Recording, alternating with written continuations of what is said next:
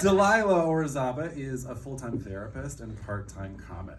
As a grad from Lincoln Lodge's FemCom stand-up program, she uses her knack for storytelling and silliness to share bits of her life as a queer Latina on the spectrum. Give it up for Delilah.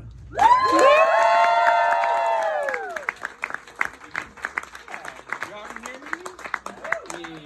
Shabbat shalom. How are we doing? All right, all the Jews are here. Great. None of us are at temple.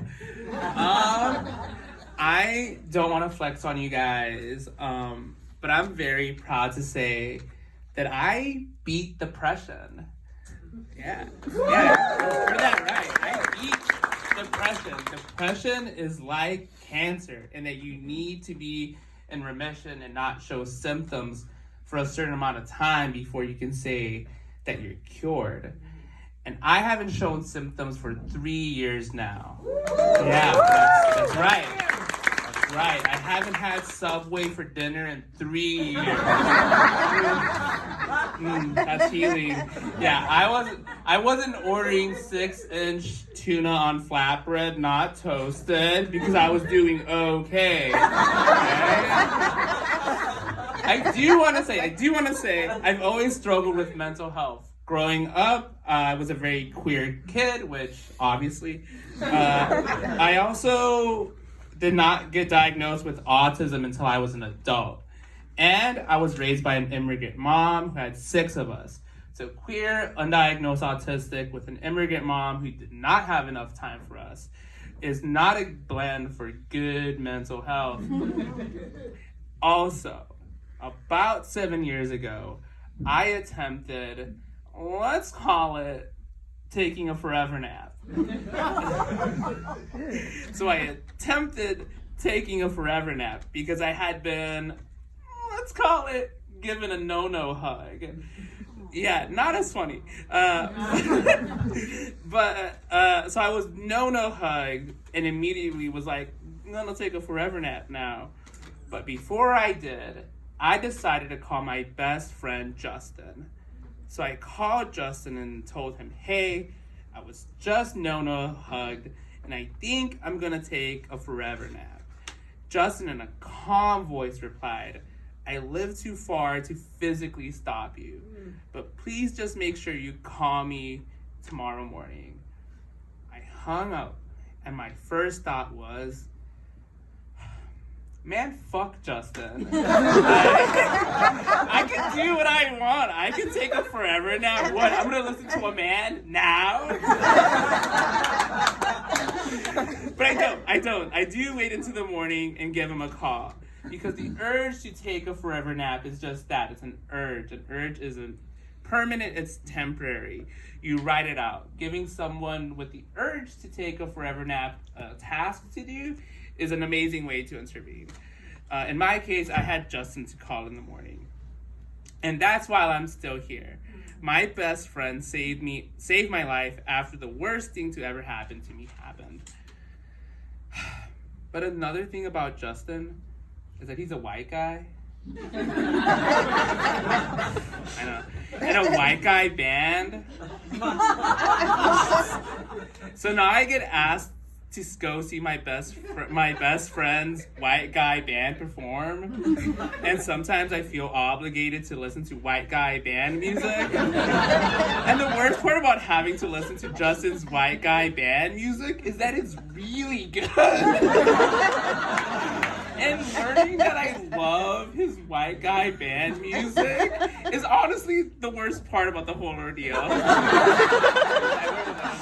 Anyway, beating depression, okay. Obviously, you don't survive something awful and come out okay. I was depressed. I was 6-inch tuna on flatbread, untoasted, right? Depressed. I was taking 8-hour midday naps, depressed.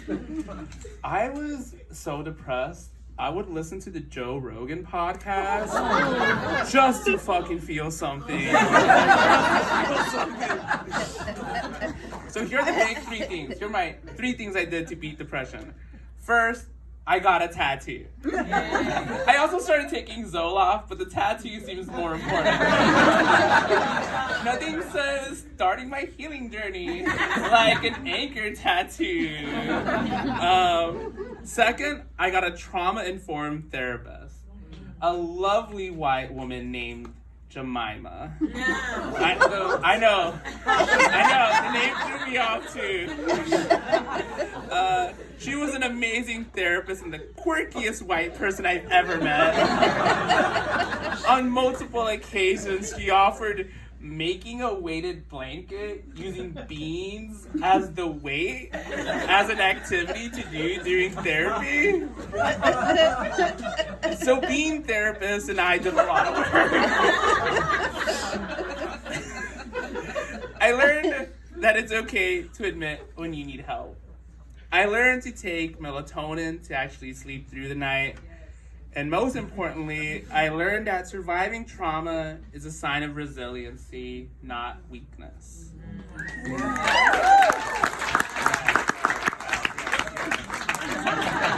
serving fun out here. All right. Lastly, I did the hardest thing there is to do. I made friends as an adult. Yeah, over here there's a lot of lonely adults. Okay, as a therapist, I cannot stress how important and how horribly difficult it is to make friends as an adult. I'm sure we all know, especially after the COVID lockdown, that isolation is just awful for our mental health. So I scheduled times to hang out with friends. At work, I was the person that would ask everyone if they wanted to grab a drink after closing. And a couple years after I attempted to take a forever nap, I was converting to Judaism. Yeah, hell yeah, all right, yeah. All right. So shalom, I established that the Jews are here. And I often would think to myself, like, fuck yeah, this is an amazing space to make friends. I knew the exact moment I was starting to get better. When I was in grad school, I worked for the Chicago Park District. Every day I went to work, and the first thing I would do was cry in the bathroom for like a minute. Just girly things. It was a Saturday morning. I was teaching a basketball class to a bunch of 6-year-olds. It was also about a month since I started taking Zoloft and seeing my therapist. It was winter on a Saturday morning. I came to work. I readied the space for my basketball class, and I noticed that I did not take my morning cry. The kids came in, and I was high energy.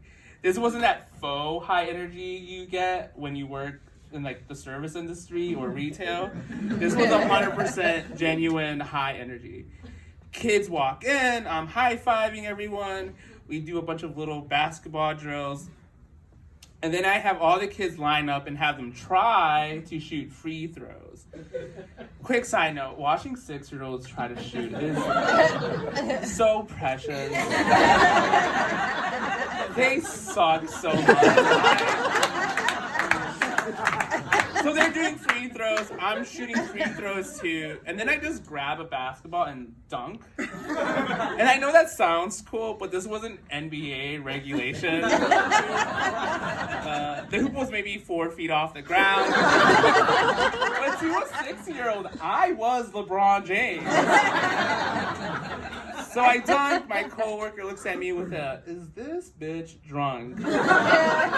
And I turn to the group of 6-year-olds and I ask, "Who wants to dunk?" And the kids lose their mind. LeBron James was gonna help them dunk. So for the next 20 minutes, I take my time picking up each of these little NBA All-Stars. Take my time picking them up, they dunk, and we repeat. They're losing their minds because they're having fun. I'm laughing partially because they're having fun, but mostly I'm laughing because for the first time since I attempted to take a forever nap, I was genuinely feeling happiness. I fucking beat depression. Yeah! I don't remember when I realized, yeah, the depression is in remission. It's very anticlimactic when you're depression is in remission. You don't get to ring a bell after you go a full week without eating Subway for dinner. However, you do remember the first moment. Don't get me wrong, there was a big chunk of time between dunking 6-year-olds and getting off Zoloft. Depression is different for everyone. I wish the Zoloft running on the beach during a sunset commercial was accurate. I wish that if you're someone fighting depression, I wish you find yourself running on the beach. If not, I hope you find your moment when you're laughing and finding your dunking a group of 6-year-olds. Thank you so much. I'm Delilah.